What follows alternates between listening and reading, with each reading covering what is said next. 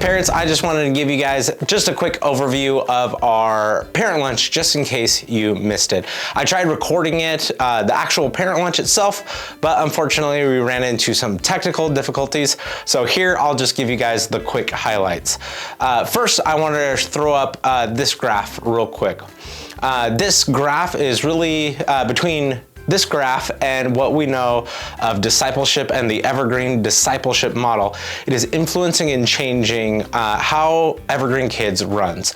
As you can see from this graph, leaders, the church, that means our childcare staff, our pastors, we only have about, in a year span, 40 hours with your kids.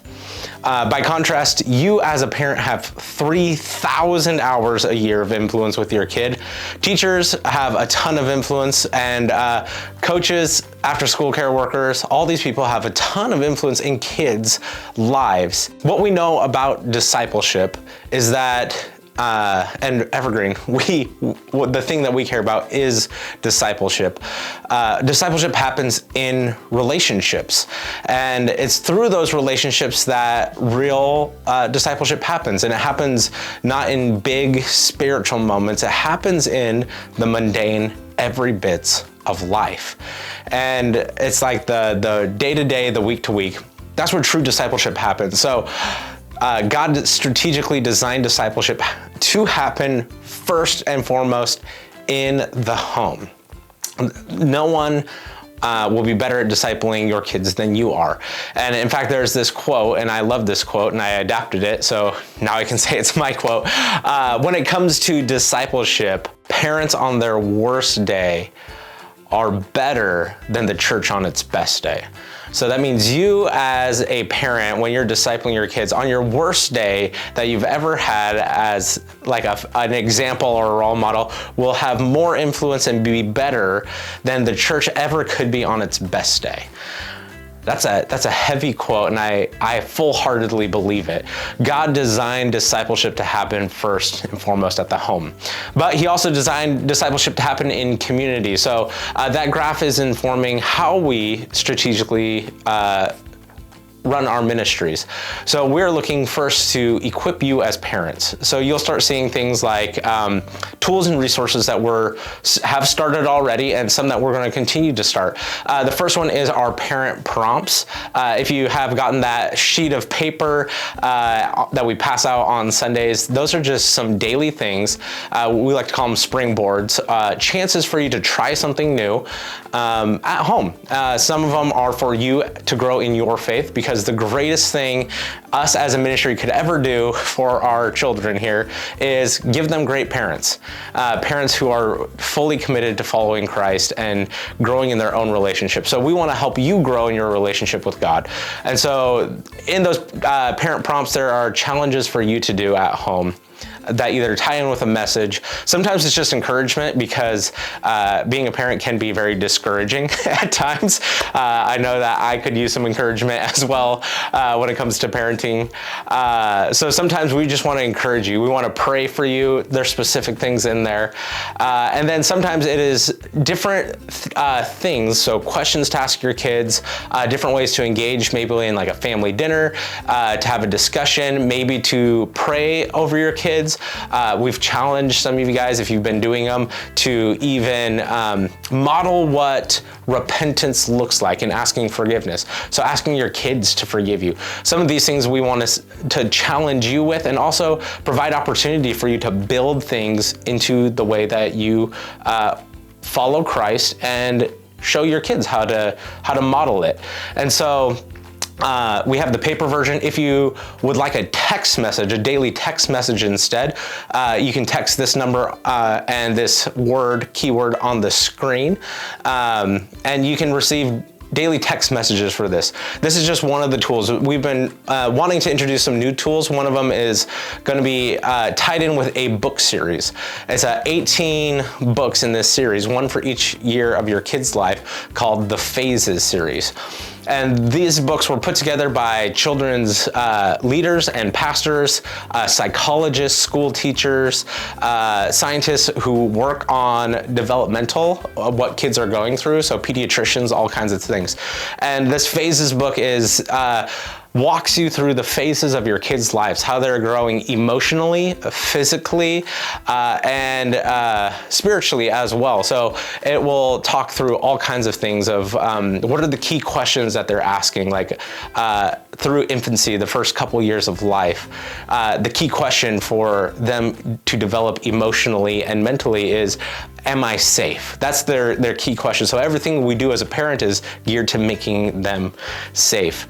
And it'll help you walk through even some major transitions, going to new schools, switching from one school year to the next where they're getting new teachers. The big one too, moving from elementary school where they're just have one teacher into middle school where they have multiple teachers. So we want to start using some of these phases books. If you want to purchase them, you can find them on Amazon. We'd love to help you find them too. And we're going to start developing tools to help you walk through these phases in your kids' lives. So more tools, more experimental things for you as parents are coming out in the future.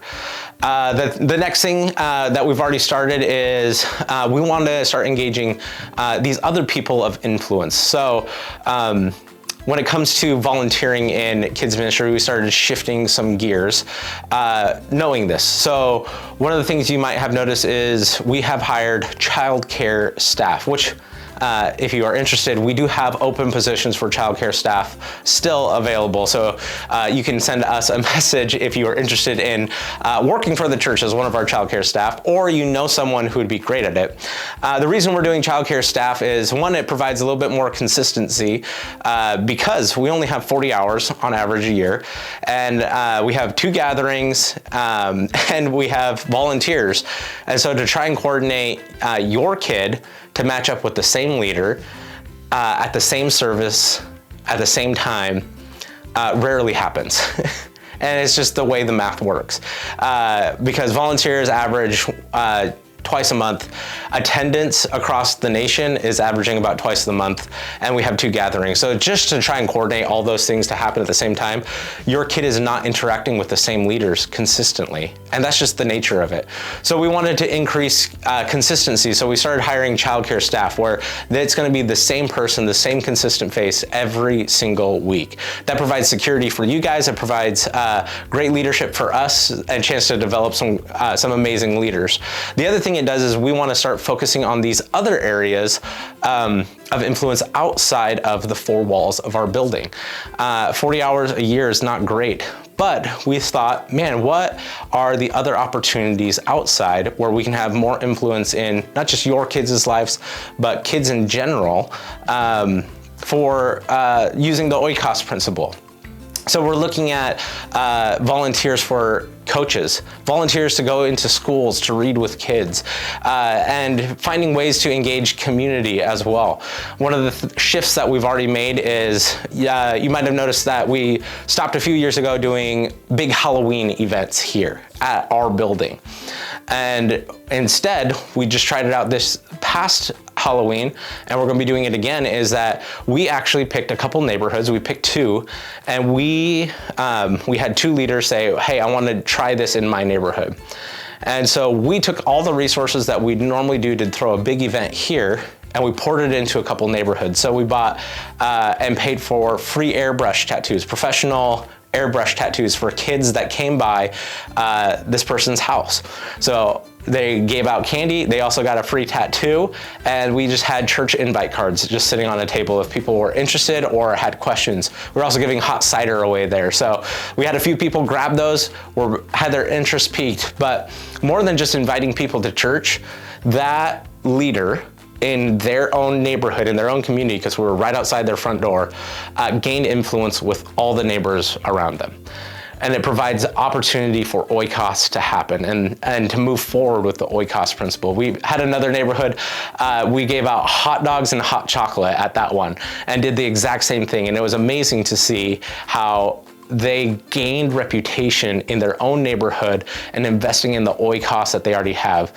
And we're gonna find more opportunities for you to be an influence in your own oikos and your kids' oikos as well. The other thing,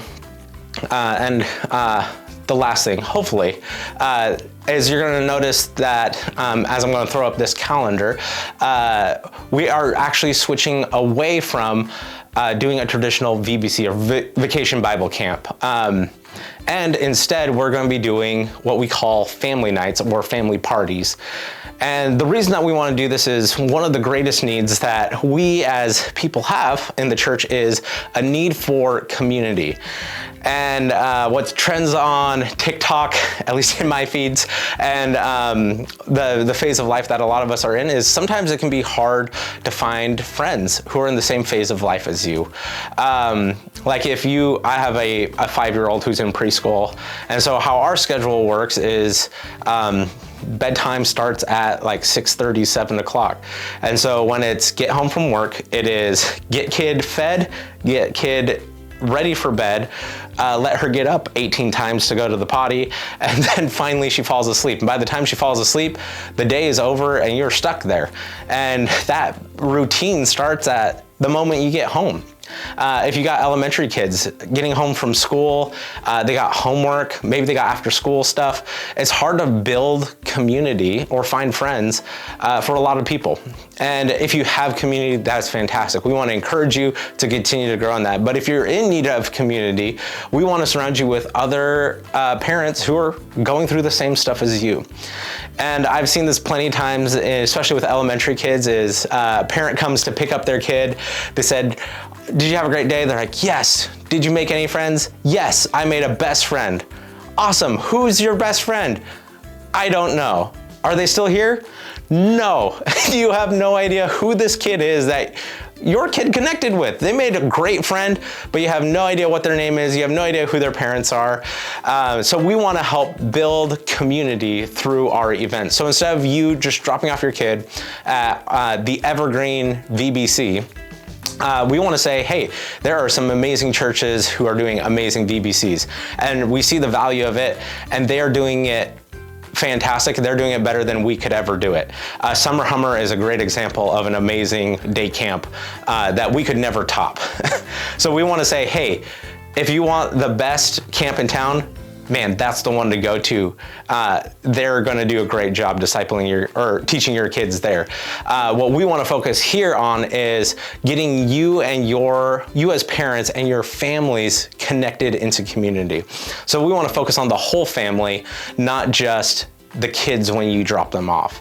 So that's why we're switching to quarterly family nights, where the goal is to have fun, to learn lessons, so that you guys aren't just hearing from your kids what's happening, you guys are experiencing it together with some awesome resources to take home. And you are connecting with other parents, and your kids are connecting with other kids. And this can all happen on the same night. So we are doing that moving forward.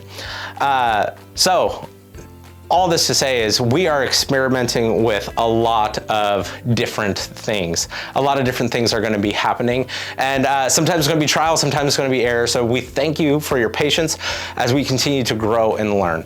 All right, last thing, and probably the most important thing, is we are continuing to look for ways, like I said at the beginning, to equip you as parents. And so we're going to be asking for you to fill out a quick survey. I'm going to send out a text tomorrow. It's got 10 questions, and I'd love for you to fill that out, because that's going to help us know where you are at as a parent, and it's going to help us create tools to engage with you and your kids in what you guys need. So I'll be sending out a text message tomorrow. Please fill that out. We'd love to hear from you. Thank you guys so much, and I will see you guys later.